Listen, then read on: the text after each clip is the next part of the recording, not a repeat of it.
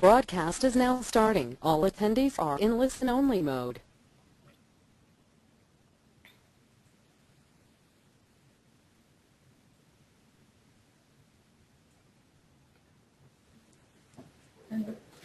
Hello, welcome to the EU SME Center's webinar series. Good morning for those in Europe and good afternoon for those in China. This is Martina Gerst speaking. I'm the advisor for standards and market access at the EU SME Center. And you have joined the EU SME Center's webinar on customs and labeling for food and beverage imports to China. Please, we check now if the audio is working well, so raise your hand if you can hear us. Here you see it in the red framed button. The mic will be open all the time, so we will take your questions, which you can see here in the panel. And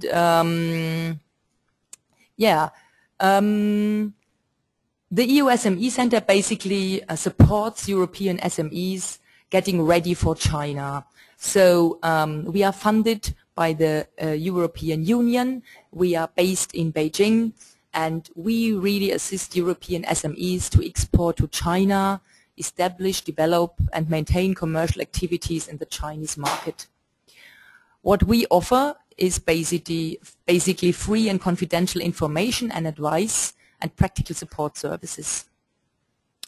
Here you can see some of our services. So in terms of information and advice, you might have seen like publications, training, or like the webinars, the one we have today, in the different areas like business development, legal, HR, and training, or standards and conformity. Other services include hot desking, for example, or briefings, but we are also doing matchmaking and participating in networkings. So today we are really grateful to have our speaker Pablo Reggio. He is a director of the Beijing office of Gold Millennium, a very experienced person. He is living and working in China since 2005. And he's a real expert in food and beverage import and distribution, but also in terms of market access. So he previously worked for different public agencies as well as for private companies. So I would like to give the floor to our expert today. And let's go for it about customs and labeling for food and beverage exports to China. Okay, so thank you so much, Martina, and hello everyone in China and Europe. Presentation today is going to take a bit less than 45 minutes. We're going to review all the export and import process in 10 different steps. We understand that most of you will have had already some exports to China. But still, we will be seeing steps and difficulties that you face every day or that you will be facing and how to avoid them, okay? So before we start discussing about the procedure itself, there's things we would like to share with you, which is how is Europe doing in terms of exports, okay, in 2013. And overall, you can see that we're exporting in a number of varieties. We're doing exporting in spirits. We do meat and different products within meat. Doing very well in wine, pastries, fish, dairies, and there is many countries exporting. Some products are led by some, others by other countries. But overall, I have to tell you that despite some difficulties that we will be seeing today, it is a fact that Europe exports more and more foodstuffs to China every year. Okay, it's a very good market. It's certainly a success story. We have to check how to take advantage of this possibility. Okay, and so this brings us to our first poll, because of course we are interested in our audience. So the first poll is about what product actually does your company export. So here you can see a couple of different options. wine and or spirits, meat, fruit, dairy and others. So we will leave it open for a while and then you can vote, and then we will continue with the results.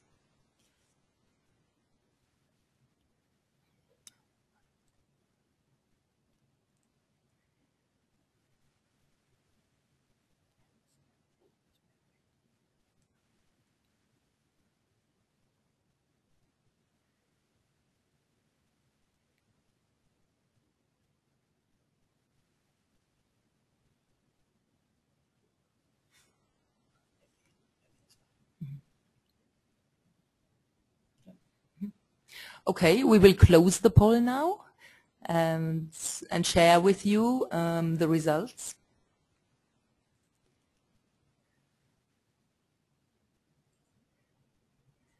So what you can see here, 25% of you in the future are already export wine from Europe to China. Some of you, like 2%, are doing meat. Nobody does fruit, and about 8% is dairy, and 65 others, like probably olive oil, fish, and seafood. So, Pablo, would you like to share some of your experience with the results? Sure. Okay, so today we will be doing a lot of examples based on the wine case, which is 1/4 of audience. We will also be commenting on other products, okay? So we understand that people from olive oil, fish, seafood, chocolate, and so on, you will also be totally able to follow what we're doing and what we're saying, okay? And since we don't have much audience in some other products, we will go a little bit faster. So for wine, China is a huge market, doing very well every year. Truth is that last year we stalled. We did not grow after many years of huge growth, but we have among the exporters to China most of the leading countries. Of course, France, but also Spain, Italy, and Germany, okay, are selling very well in the Chinese market. So we will be using the wine example to see and understand how we do the import process.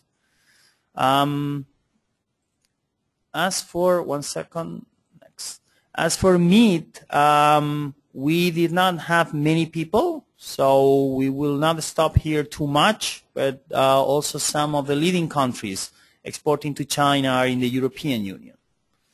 Dairy products, also not too many people, also a very good market with many countries from Europe, 5 among the top 8, doing very well, not only milk, but coming strong in many other products such as lactoserums or cheese. As you can see, from any product that we're mentioning, every year is better than the previous one. It's certainly a success case that we really have to explode, and that we need to check how to avoid the most common problems, all right?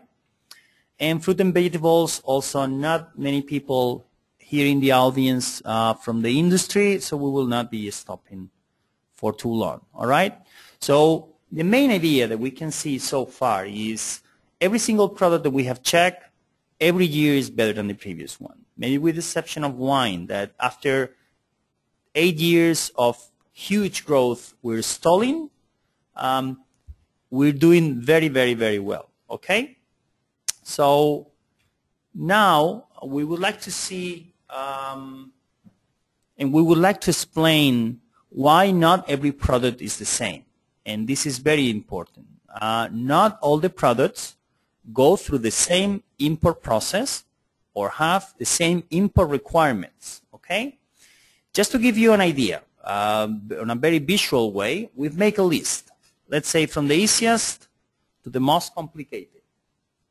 So let's say on the easiest, we may have products that are imported commonly, which is wine, olive oil, prepackaged food, and those do not need a protocol. It will need, let's say, the standard documents, but do not need a protocol. The protocol is an agreement between China and your home country.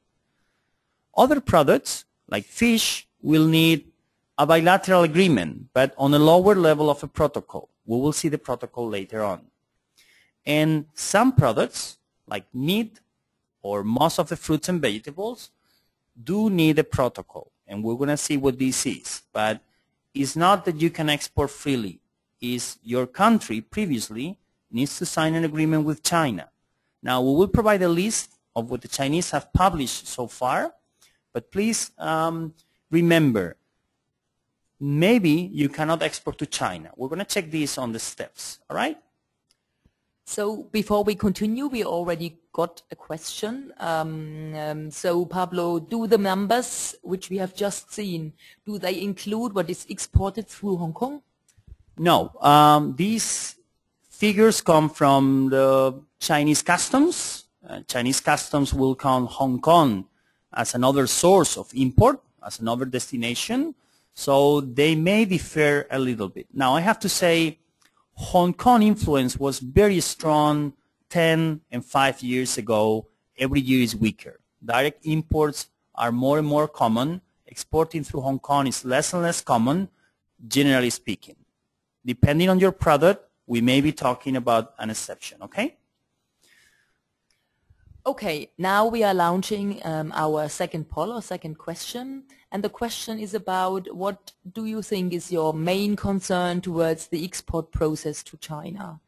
So you can see here different options now where you can vote. So no, if I can export my product, gather the documents in my home country, labeling, delays, or other concerns. Please vote.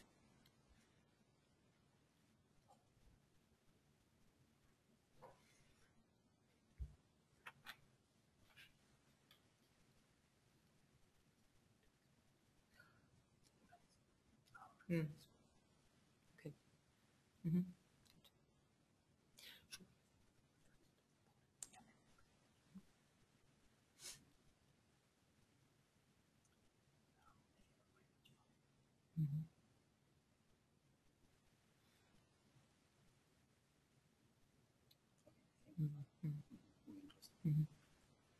Okay, we are going to close the poll and share the result with you.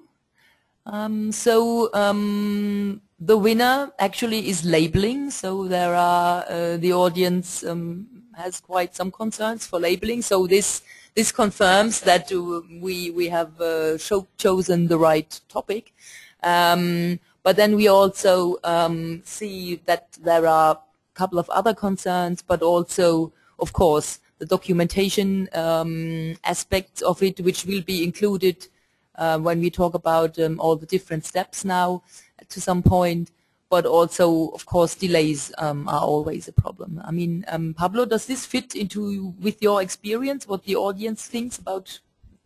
Yeah, in my opinion, these percentages shows two things. The first thing is we have problems on all the different steps because it's a little bit complicated.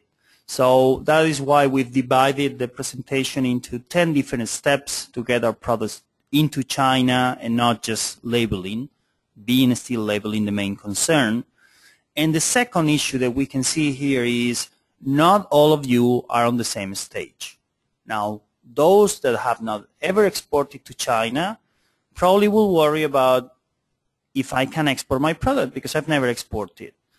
If you've already decided that you're going to do this, you're more into the second stage, and so on progressively. So what we're seeing here is a normal distribution in which some of you are on a very early stage, some of you are in the intermediate stage, and some of you are probably on a more advanced stage. Now, presentation will probably cover everything, generally speaking, for all of you, and then you will probably have specific questions that we can check at the end. Okay?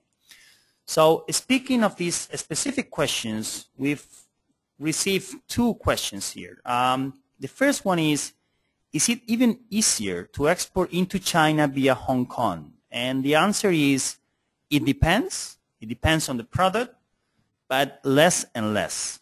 Okay? It's less and less. There are some exceptions, but normally exporting via Hong Kong is something that is disappearing for most of the products, and it still survives in a few of them. We have another question.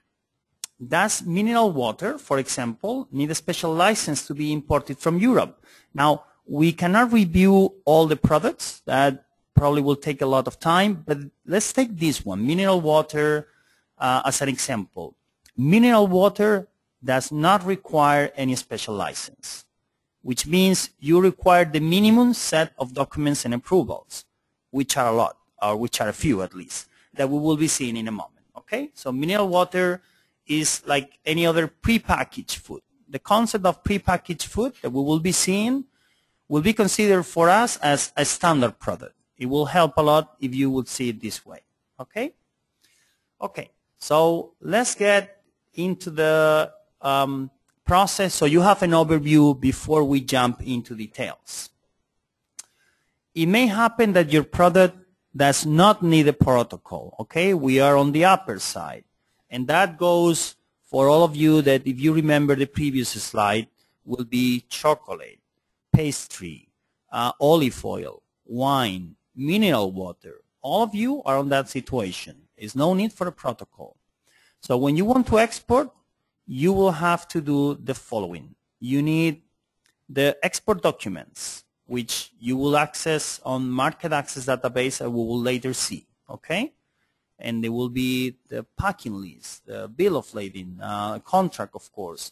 And you need also a foodstuffs exporter's license of code. That is, even if you have all the documents, you need to get into a Chinese website and put your information there, okay? And you will be immediately registered online as a foodstuff exporter. We will explain later how. And even if you have all the documents and you have registered yourself, you still have to check general import restrictions. For example, additives. Do not assume all the additives allowed in Europe will be allowed in China. Not necessarily. So we'll have to check additives, okay? Or some products, like rice, cannot be imported into China freely. It belongs to a quota system. So you will have to go to the general import restrictions. Now, a few products, very few, let's say livestock, horses, will go through a quarantine process in origin. Most of you do not have to worry about this, okay? So we will ignore it for the moment. So if you don't need a protocol, you get your documents, you check the restriction, and you sign it as an exporter for China, and you're good to go. If you do need a protocol, there is a few things you have to do first. Your country, and there is nothing you can do about this except asking them so, will have to sign an agreement. An agreement between your home country and China for exporting specific products. This is the case for meat, most of fruits, vegetables, or dairy. Okay? So if you're in those industries, you will have to check if your country has a protocol signed to export to China. If there is a protocol signed, then you need to see if you are within the conditions that your protocol will allow you to export. For example, you have to sign up on a list and provide information, or you have to be visited by the inspection. So if you've covered all this, you will also see that there is an export model, an additional document linked to the protocol for that specific product. Okay? Now, we're going to see this into detail, but if you keep this in your mind, you will understand how the process goes in the future. Once you export, and there is the international transport and arrives in China, is the import process. You may consider the import process is not necessarily your problem, it's your importer's problem, but let's say you have to help him help you. If he has a problem importing, he will not import anymore, or he will send the goods back. So we need to help him, okay? Importing requires a general foodstuffs importer's license. So you have a code and they have a license here in China. A growing amount of products require a specific import license, the ones you need for alcohol, if you want to import wine or spirits. and a growing number of products. For example, olive oil recently requires a specific import license. And in some cases, you need a specific permission for the operation. So for wine, you need a specific import license for wine and spirits. But for meat, besides the license, you need permission for every operation. It's mostly paperwork, but you have to do it, okay? So if your importers have all the licenses, you go through customs inspection. And in the customs inspections, they will check three things: that all the paperwork is right, that we will assume it is. It's normally not a major issue for you. The label and the quality. The quality means they will take samples and test them. And we will see later on. And the label means that your label is properly done. Now, 30% of you have chosen label inspection as your main problem, and we're going to pay a lot of attention in a minute towards labeling, okay?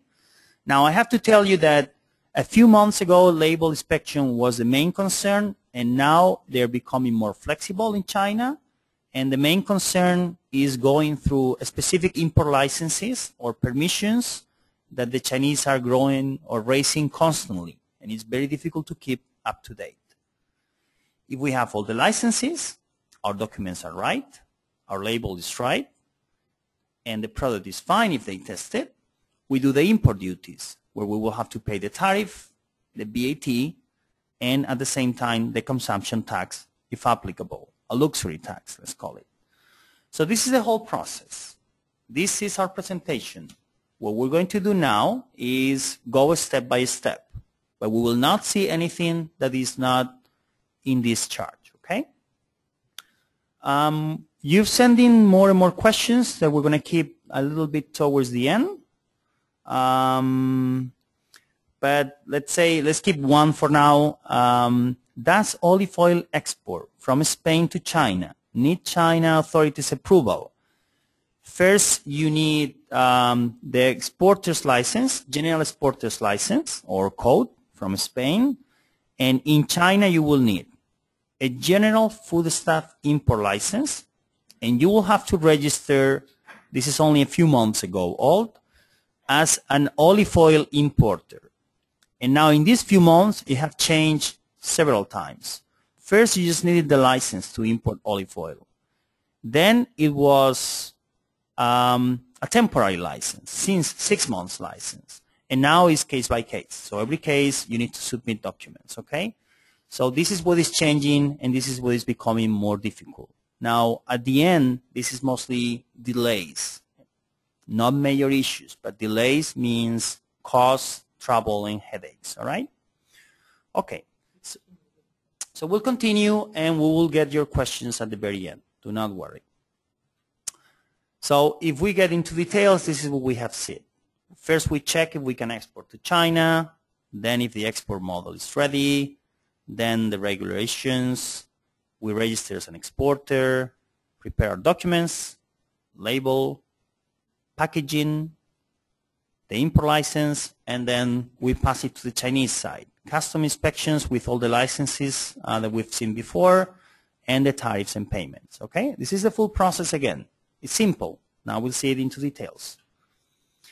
So the first thing, most of you will not check this and you will be fine. A few of you, unfortunately, may realize this too late. So not all the goods are allowed to export to China directly. There is those that are allowed and you will not see any problem, like wine or chocolate.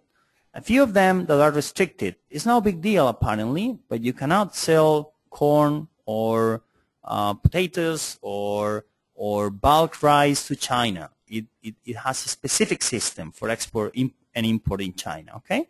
And a few of them are prohibited.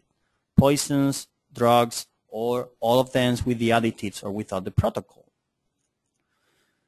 So our products will fall under one of these two categories. Either they just need the general requirements, mineral water is one of them, sweets, wine, they're general, no big deal. No big deal means a lot of paperwork, but we don't need anything else. We can export tomorrow if we have everything. We also need to check if our product needs a protocol, and this we don't know. And this is something that some of you do not know, and that is something we're going to check today, all right? And you may also have to consider the export models. It's not just the protocol, it's not just the market access database, there is specific conditions that we will be checking, okay? So prepackaged food, again, because we will be mentioning later today in the presentation, is the standard product that is prepackaged, already in a package from the home country. And this is like the simple product, let's call it. Everything else will need something else, some more licenses, some more paperwork. Who is included here? Pastry, chocolate is included here, marmalades are included here, certain kinds of cornflakes, a lot of products are included here, okay? So let's start.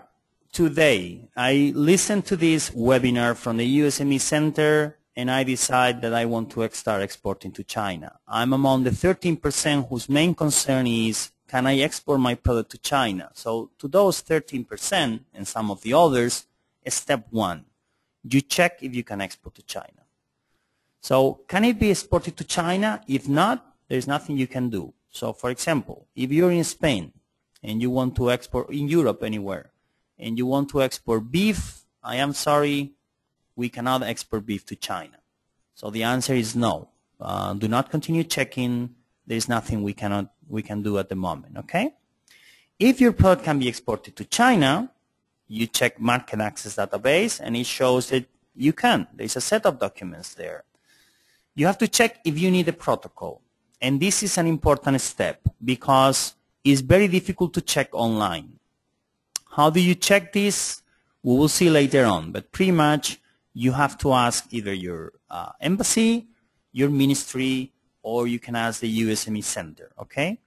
But it's very difficult to check online. Only can be done in Chinese. If you don't need a protocol, you're fine. If you need a protocol, you need to check if your country has signed it. The list of protocols signed by European Union countries will be explained in a minute. If the country has signed it, you can go to the third step. We will see later on. But sometimes it takes 6 to 12 months to create the export model, which is the document that you need to attach when you're exporting this product that needs a protocol. So you will have to check not just if the protocol is signed, but if the export model is ready and we're using it. So again, we're at this stage, we're talking about the protocol. So, okay, I check if my country needs a protocol. A few products have been mentioned about protocols. No protocol needed for wine, no protocol needed for sweets, no protocol needed for honey, no protocol needed for cookies, chocolate, protocol needed for vegetables, for meat, for a few products, correct? So we either go to check this, we go to the Chinese authorities, or we ask the expert, okay? So remember, you ask your embassy first. If you're not clear, you ask the USME Center first if you're not clear, okay? And you will get precise confirmation. What is a protocol? And for you who don't know how do we get it, you don't have to worry, but the thing is, it takes some time, and it's a negotiation that has certain steps between the Chinese AQSIQ institution and your home country, okay? With placing here the steps that are to be followed. The year to complete this, it changes a lot. Normally it takes a lot of years, but it depends on the Chinese interest and your country lobbying capacity and interest in pushing this protocol and not others. But as you can see, it is not something that we can do overnight. So if the protocol has not, negotiation has not started, it's going to take us a little bit of time to get your product approved from your country to come to China. The protocol signed as of today, according to Chinese institutions from the European Union, can be checked on this list. It includes chicken for 2 countries, pork for a number of them, salty pork for 2 of them, aquatic products for most of them. Actually, That is not even a protocol. That is a bilateral agreement. Fruit for a few of them, and live horses also for a few of them. Okay?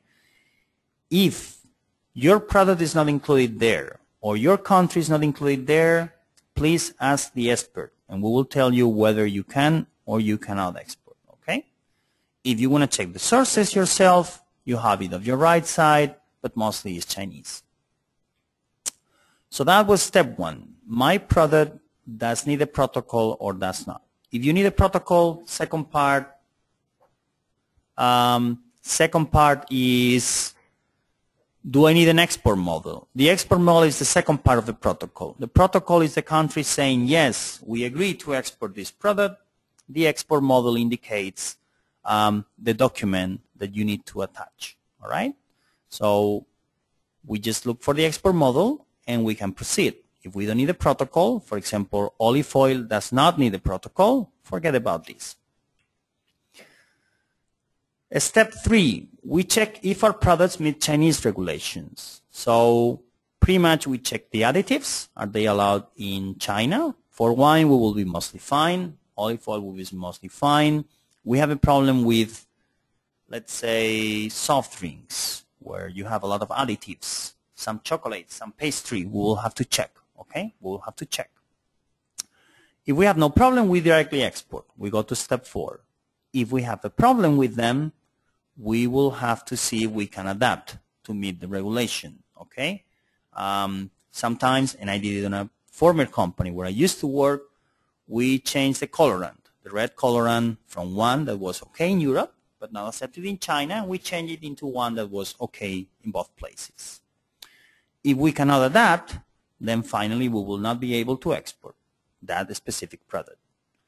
So we've checked the protocol. We either need it or don't. If we need it and we have it, we check the export model. This is only for some products. Step 3 is for every product. We need to check all of us, okay? And we go to export 4, to step 4. Every single company that wants to export your foodstuffs to China, you will have to export it as a registered AQSIQ, okay? You do this online. And you can do it on that link that you have there.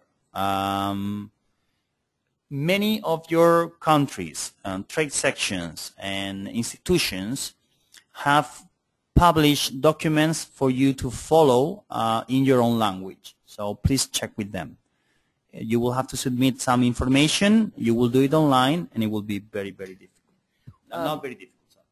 Yeah, so we got a question here in this context. Somebody's asking if there is if the producers actually who are selling to China, if they have to register directly to the customs website. This is what the information somebody got, or is it like you just register here? Is it you have to register twice, or how does it work? No. Yeah, I believe we're referring to the same thing. Registering in customs is this step. It actually is AQSIQ. It's the quarantine inspection. As an exporter, this is the registration you need to do. Okay, so we're probably referring about the same thing, which is this registration. Now, whether this is for producers or for, let's say, commercial companies, truth is both can, but you will have to submit some information that belongs to the production of the product.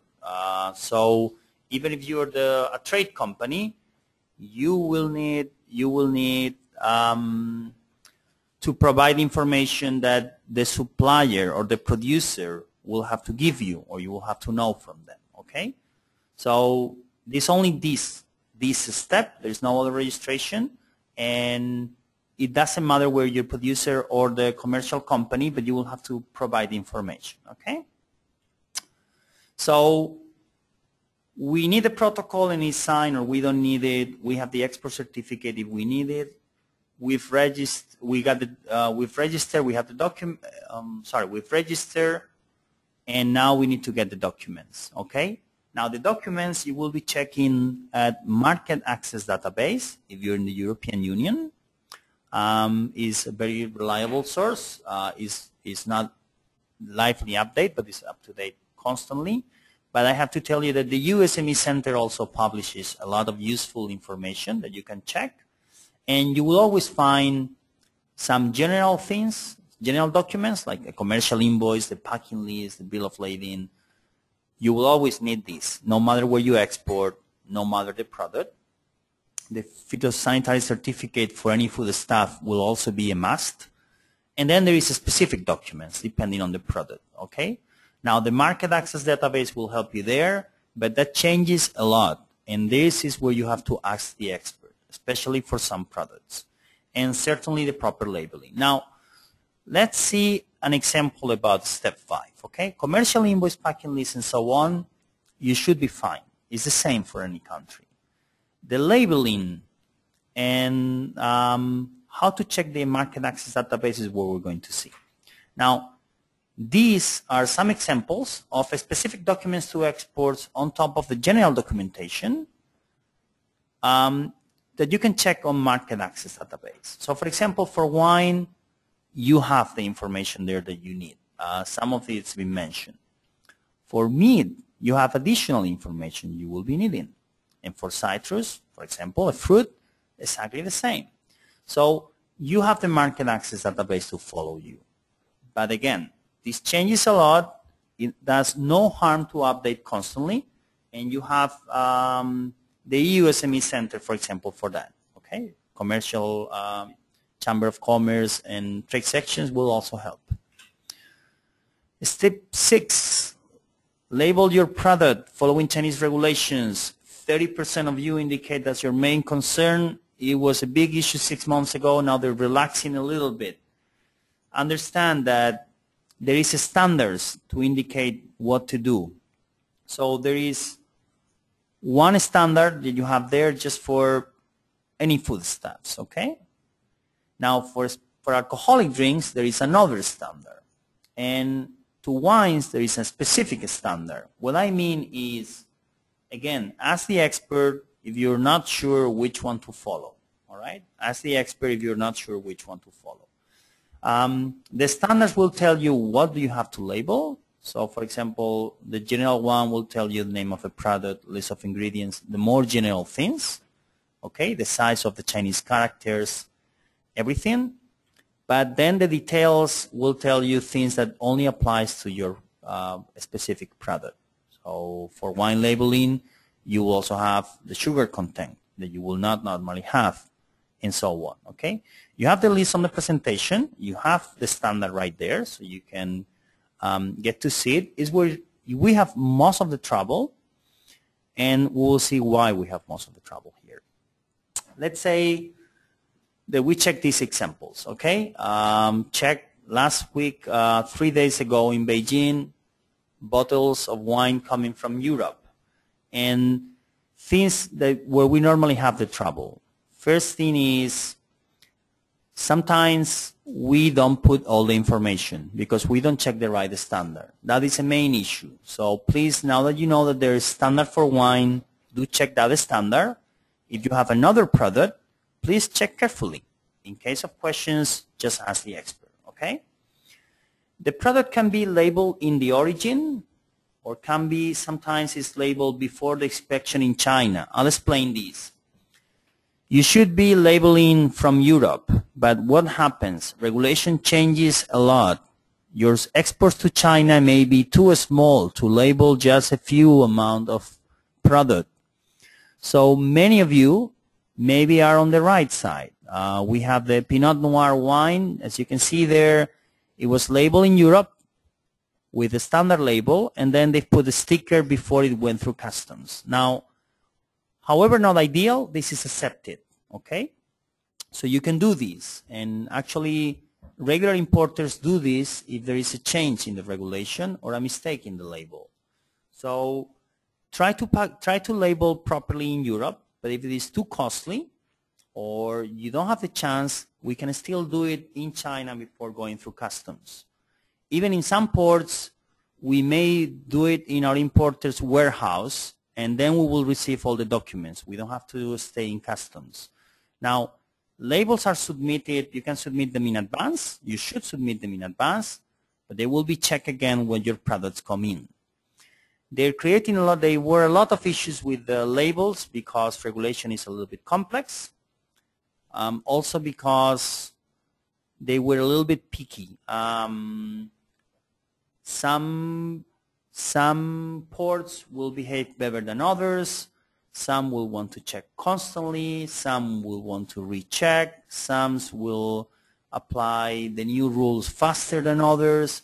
So customs labels is where we have more trouble.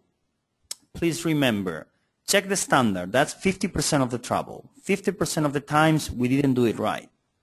And the other 50 you also will minimize by sending them beforehand, okay? And being updated. And then there is a small percentage that it is true is very difficult to avoid. Now, they were charging for the corrections on the labeling a few months ago, especially in Shanghai. Now they're more relaxed, okay? Now it's getting better. Okay, in this context, we got a question and somebody says that he or she has been told that if you choose a local distributor to import the product, you won't have to go through the hurdle of the labeling procedure because the local distributor will be in charge of this. Is this true though? Okay, what happens here is the import process that we saw on the chart at the beginning, the export process ends when the shipment normally gets to the port. So after that is your importer's issue to import, okay? So let's say it's his trouble here in China to solve it. That doesn't mean they should not help him, and that doesn't mean that everything he does is okay. But it is true that they have a lot of connections and that they can do the same that the Pinot Noir wine did on the right of the image. They did add the sticker, so you just send it the way you were selling in Europe, and they have added the sticker before the port. So in this sense, it is true. But to create this sticker, they will be asking a lot of information about the product that you need to provide. So it's not totally true. You need to help your importer to do things right, okay? I hope that answered the question. We're going to keep moving forward. There is a lot of questions, and timing is a bit short, okay? So the last thing is the pallet suppliers. Either you use plastic pallets or you use a supplier that can provide with pallets accepted in China. There is a treatment of these pallets that is required. We've had some cases, especially in the past, when the pallet was not approved and it was checked. They're randomly checked, and the product could not go in. It was a lot of an issue. So there is also regulation on the pallet. Your pallet supplier will tell you whether they can be exported to China or they will not, if this is mostly wood. If this is plastic, you're always accepted, okay? You will be fine. So these 7 steps is as far as you go, let's say. Even the importer can help you with a step of labeling, but this is as far as you go. The next steps are mostly done by the importer, okay? And let's check what is the importer's last steps. Step 8, import documents and licenses. You need licenses, you need documents, they need documents too. They need the customs import declaration, and they need importer's license for general foodstuffs or specific products, let's say for wine, or more recently for olive oil. And in some cases, namely meat, they will also need one specific approval or permission for every operation. So they submit with the documents that they receive in advance while the merchandise is traveling. They submit for the application, okay, for every single operation. It's mostly paperwork, but you have to do it. And if you don't do it, you just have a lot of issues, and then you call and your product is stuck in harbor for a month, costing you a lot of trouble and money. So it's the importer's problem, but it's good if you're aware of that. So that's step 8. Step 9 is the inspection itself. Okay, here they check the label we've discussed. They check the quarantine if it is needed, and the quality inspection. Quality inspection means they take samples, and they take a lot, I have to say, or sometimes more than needed. And importers normally, let's say, complain that they normally take more samples of the better products, which doesn't make too much sense that they take 2 bottles of the entry-level wine, 2 bottles of the medium level, and 8 bottles of the expensive wine. But this is the way it works. For some products that you don't export too much, like cheese, you probably don't export more than 100, 200 kilos. They may take 10, 15 kilos, which is a huge amount as a percentage. So you will go through a quality inspection and they will get samples, okay, out of you, a lot, more than in Europe. Main issues and tips, and this is very important. Go and work where your importer has a lot of connections. This is key, because it's where they will be able to smooth the process. Do not start exporting a huge amount. Never do that. Let's try first with a small amount and go through customs, make your mistakes, learn, and then you send a bigger volume. Do not do things on a rush. Things go slow. I'm sorry. It takes no less than 2 weeks to do the custom clearance, normally a month. And, well, do work on your paperwork, okay, and being updated. So this is the customs inspection. Customs says everything's fine, and we go for the final step, which is you have to pay. Same as in Europe, when you get products inside the area, you pay the tariff and you pay the taxes. Mostly 3 may apply to us: the tariff and the VAT. These 2 are for sure, guarantee, and sometimes we have a consumption tax. Okay? You can check the information for every product on the link, but let's see 3 examples. Wine. If you import wine, meat, or citrus, you will have to pay on the CIF price. Doesn't matter if you sell ex-works or FOB. You will be paid based on the CIF price, okay? The price of your product at the Chinese port. Now, transportation will cost depending on many issues. Sometimes cost more, refrigerated, frozen, nothing at all, low season, high season, and then you pay the tariff. And the tariff is 14%, for example, for wine. You can check on the link that is on the previous slide. 12% for meat, or 11% for citrus. And all the products have VAT, higher or lower. So here we have 17 and 13. Now, not all the products have a consumption tax, a luxury tax. Wine does, but for example, meat or citrus do not, okay? So your final increase on the price when you go through customs is what you see on the left, from 25 to 50% in this case is almost. And you have to pay that, or the importer have to pay that at the very, very same moment that we do the import process. Okay, so when we do the import process, we pay, not when we sell the product, we pay the government at this moment. Okay, so one final slide to summarize. The main problem that you will face, if you would be able to talk one to each other, or dozens of audience, you will be able to talk to each other and share your questions, is, oh, you know, my problem was this one. Oh, I never had a problem with that, but I had a problem with this other issue. Oh, but I didn't have a problem with that issue in Tianjin. The thing will be that exceptions are by the thousands. There is a lot of exceptions. It changes from port to port, from person to person, from container to container. That is why it's impossible to tell you how to do it 100% risk-free. But if you follow these explanations, I will guarantee you that most of the cases will be avoided. Now, there is importers here that I've been meeting to update myself in the last 2 weeks, having lunch with them, dining with them. And they've been doing this for years, and they still have issues. So some issues are unavoidable. That's why I say do not rush, okay? Do not do things when you have no time. You have to understand that it will take some time to go through all these procedures and customs, okay? Also consider that you have a responsibility, and this is said in two ways. The first way is you have to prepare an update. You are supposed to know the rules, not the rules even if they don't go and tell you. You're supposed to know the rules. That's why you have the EU SME Center to help you out and keep updated. Second, you need to invoice on the amount of money that you're really selling and not below, okay? Also one thing that you need to check.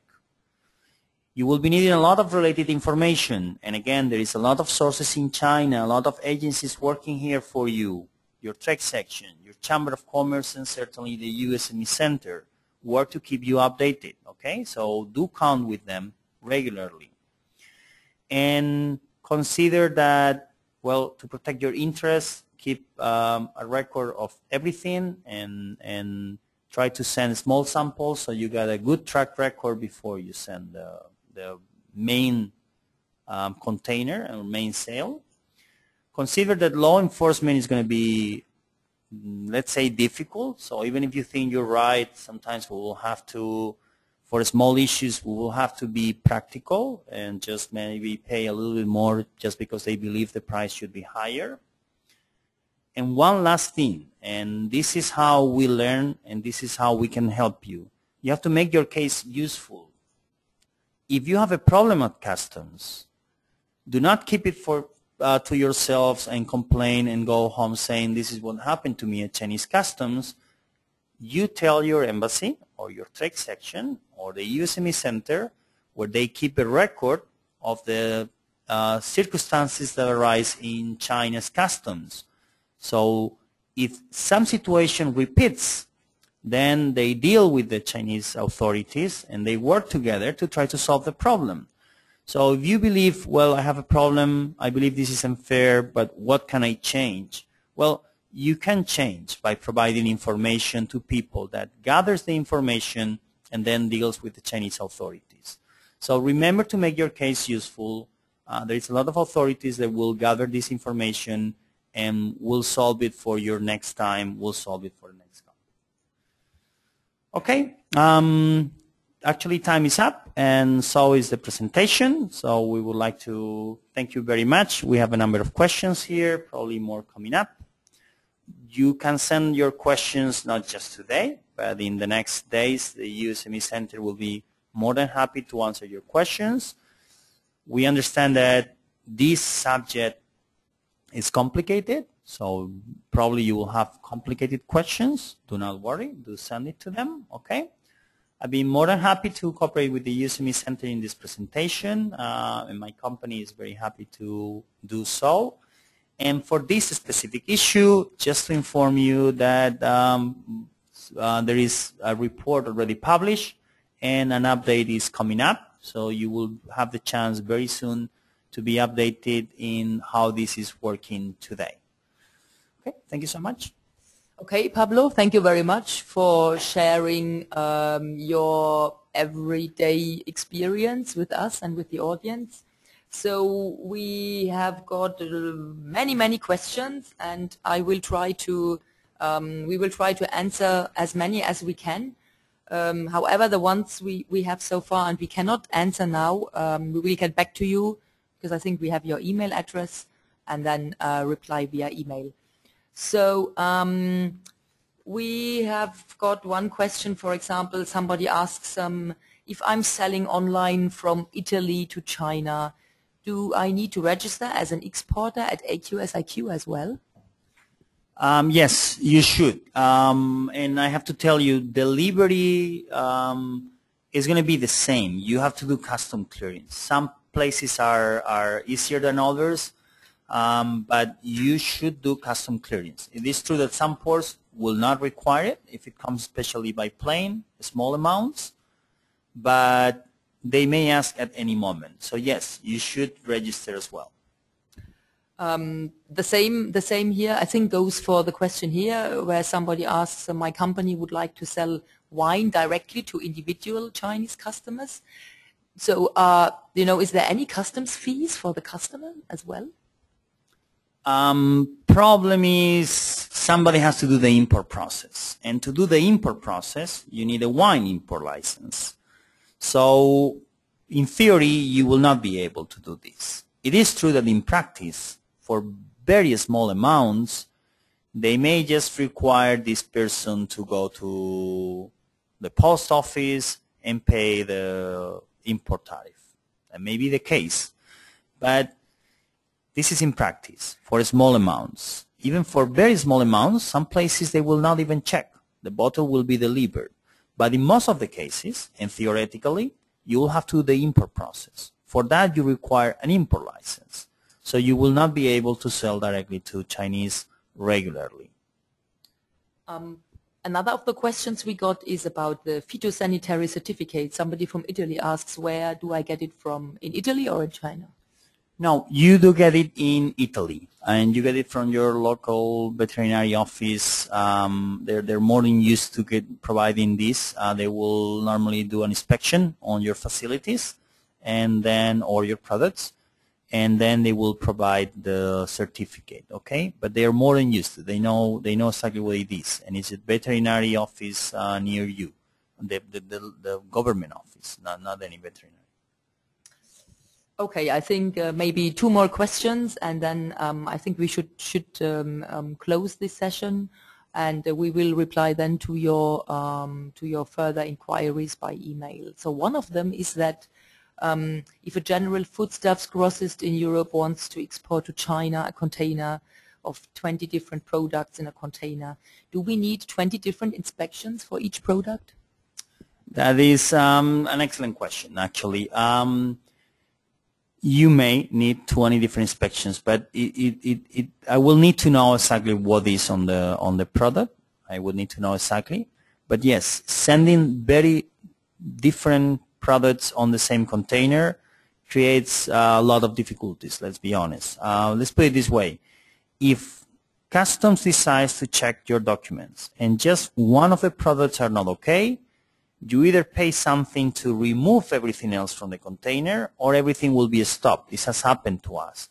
So if you put 20 products in the same container and send it to China, you better be very, very sure that everything is okay, because the chances of this container being stopped in Chinese customs for some time is quite likely. And yes, you will be needing a lot of different documents there. Instead, if they are all from the same country, you can ask just for one certificate of origin. When you have all your documents together. But the phytosanitary, probably certainly you will need one per product.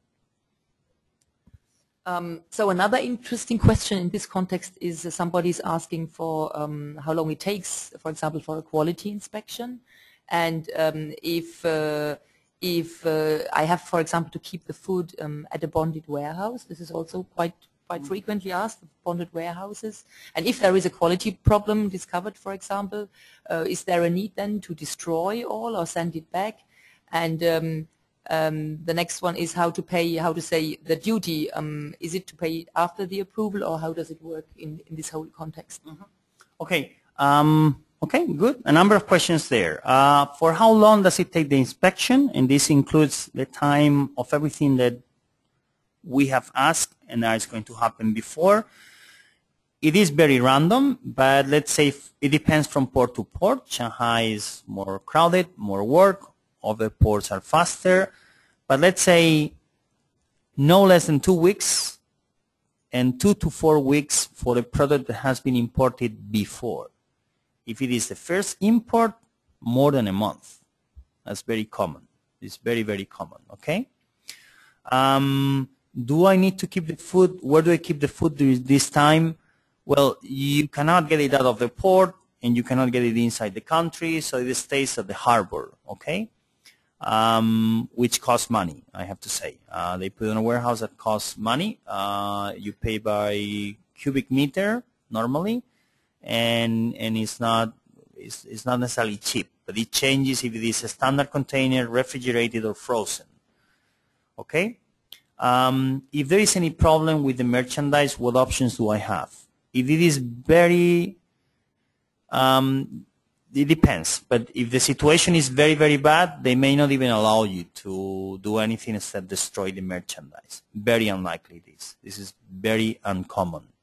Commonly, they will ask you to destroy that you cannot just go and destroy it. You have to go through a procedure. It costs money, or take it back. Okay? So, for example, if your product is expired, you cannot export, and you're not going to be allowed to import into China an expired product. You either take it back or you destroy it in the harbor. Both things cost money and takes time. Okay? And how do I pay my duty? Yes, as you can see on the chart, duty is the last thing you do. So you first need to be approved, and finally you pay your duty. If you're not approved, you don't pay the duty. Okay, and I think to close this, a fantastic question, which is about what are your recommendations for the most reliable sources of all the legal regulations? Are there any? Is there one source, so to say? No, I am afraid you cannot check just one source. If I have to name one, then it will be AQSIQ. AQSIQ, which some things are English and Chinese, some are only Chinese. The EU SME Center has a webinar on the subject where you can find these sources of information, okay, from last year, so you can check there. It's a webinar like this one that you can download from the website, and you will get sources of information for depending what issue. But just one will not do. If I have to choose one, will be AQSIQ, but just one will not do. You will have to combine all the sources of information available to you, which will be from your home country. From your home country that have placed offices here, like embassies and chambers of commerce. European institutions, like the EU SME Center. Of course, you can rely on independent experts, and they will update you. And the Chinese sources. So it is not just one single source. I'm sorry, that's a bit complicated, but it's also what makes China challenging market, also a huge market. Okay, so Pablo, thank you very much again today. We are almost at the end of our webinar. Thanks to all the panelists. We still will log your inquiries or your questions, and we'll get back to you via email. I just like to mention our diagnostic kit, which is for European SMEs considering to enter the China market. It can be found on our website once you have registered. You will find different reports as well as an online quiz where you can test your knowledge actually. We will have these slides again soon on our website, and you can also find a registration of this webinar on YouTube, but it will be all on our website, so it's no problem to access it. And last but not least, I would like to ask you when this webinar is finished, there will be a link with a survey displayed, and we would kindly like to ask you to answer it. It only will take a couple of minutes, but it helps us to focus more on your needs and how to say to get better in the future.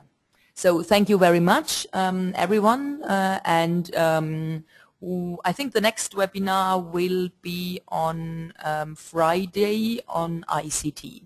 Thanks a lot. Bye-bye.